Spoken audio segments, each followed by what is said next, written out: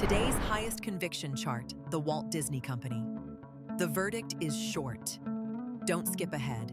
The setup only makes sense once you see what's underneath it.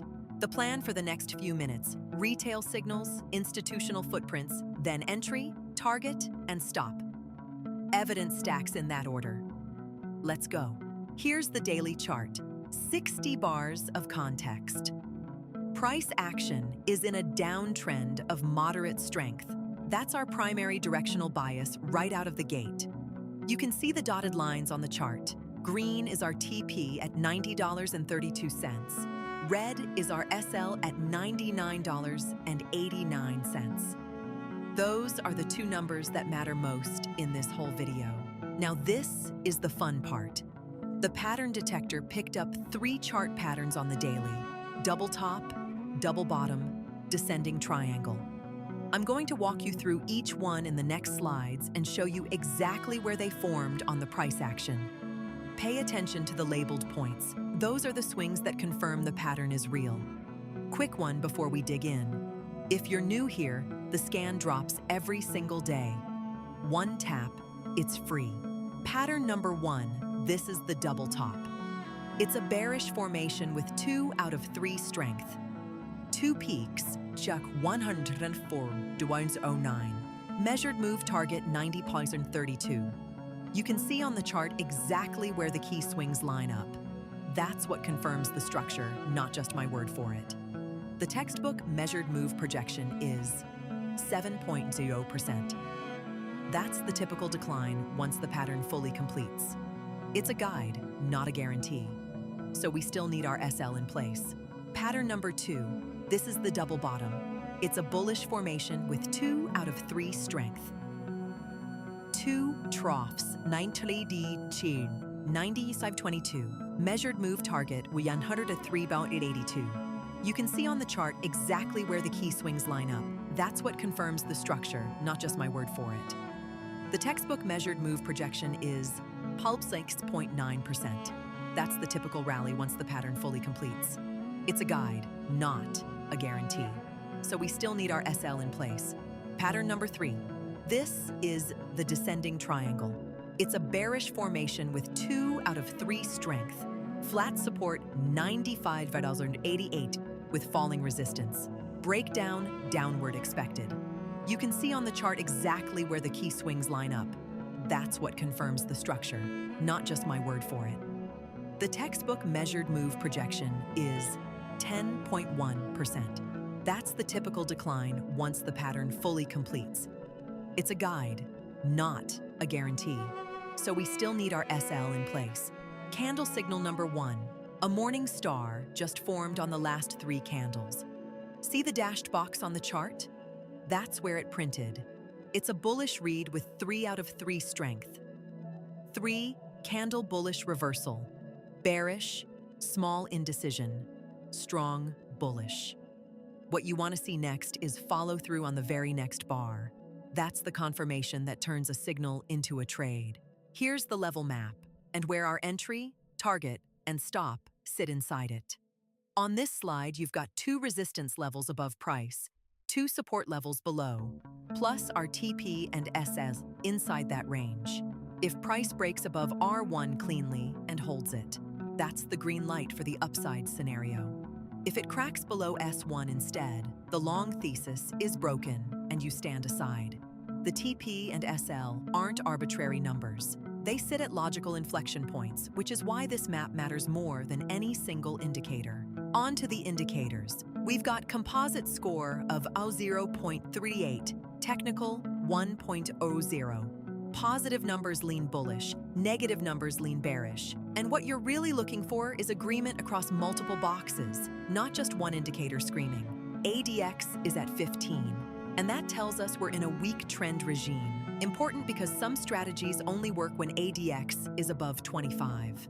On-balance volume is bearish. That's a sneaky good way to spot whether the smart money is buying or selling underneath the price action. And now, the part I actually build the trade on. Retail signals start the idea. Institutional positioning confirms it. Let's bring in ICT and smart money concepts. On the daily chart, the SMC bias is bearish, with a downtrend market structure. The most recent order block is a bullish zone between 100.74 and 103.52. That's where institutional orders are likely parked. We've also got an unfilled bearish fair value gap between $100.81 and 101.03. Price tends to revisit these imbalances. Most importantly, we just had a choke bearish move at 103.74, a key structural signal that smart money traders watch closely. Next up, volume profile. It shows where the heaviest trading happened, and those prices act like magnets. The point of control, the most traded price, is at 110.82. The value area runs from $100 on the low side to $152 on the high side, meaning 70% of all volume traded inside that zone. The signal here is bearish. Price 97.15 is below value area low, 111. Bearish. Institutions distributing. POC at 110.88 is resistance. Order flow next. No level 2 here, so we read pressure from closes and volume, a solid proxy. Over the recent window, buying pressure accounts for 40% of volume versus 60% selling. The overall flow signal is bearish. And to round out the indicator suite, 3 more advanced reads. Money Flow Index.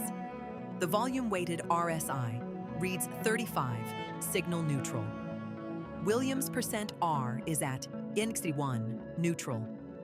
Chaikin Money Flow reads 0.20, bearish. Together, these 3 confirm whether the volume's actually backing the price move or whether it's just speculative noise. Fundamentally, this one's pretty in line with its sector. No screaming value or screaming overvaluation. That's actually fine. We're trading the chart here, not the company. Quick zoom out, the bigger market picture. On this slide, you've got the primary trend, its strength, the ADX number, and the volatility regime measured as ATR%. Here's the thing, a setup that looks textbook in isolation can totally fail if the broader regime is fighting it.